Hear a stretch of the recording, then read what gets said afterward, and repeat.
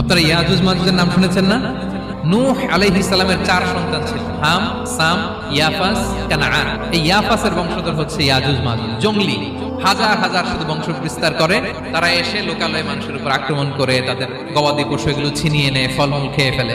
তো যুলকারনাইন বাদশার কাছে যখন বিচার দেওয়া হলো, উনি বললেন ঠিক আছে, তোমাদের ট্যাক্স দেওয়া লাগবে না, তোমরা শারীরিক পরিশ্রম করে আমাকে সাহায্য করো। তো উনি বর্তমানে হচ্ছে এক পাশে কৃষ্ণ সাগর, ব্ল্যাক সি, আরেকদিকে কাস্পিয়ান হ্রদ বা কাস্পিয়ান সাগর, এর মাঝখানে 1200 কিলোমিটার লম্বা মাউন্টেন রেঞ্জ, পাহাড়ি এরিয়া। এইখানে দুই পাহাড়ের মাঝখানে ফাঁকা জায়গায় তিনি বড় বড় লোহার বাঁধ, এরপরে তামা, সীসা গালিয়ে বিশাল একটা ওয়াল তৈরি করলেন। এখন আর ইয়াজুজ মাজুজ আসতে পারে না। ওরা প্রতিদিন এটা ভাঙার চেষ্টা করে, ভাঙতে ভাঙতে আরেকটু ভাঙলেই ভেঙে যাবে। ওরা বলে আগামীকাল ভেঙে ফেলবো, ইনশাআল্লাহ বলতে ভুলে যায়। কিয়ামতের আগ দিয়ে ওদের মধ্যে এই ইনশাআল্লাহর প্রেরণা আসবে। তাদের একজন বলে উঠবে, আগামীকাল ইনশাআল্লাহ আমরা এটা ভেঙে খান খান করে দেবো, ঠিকই ভেঙে ফেলবে।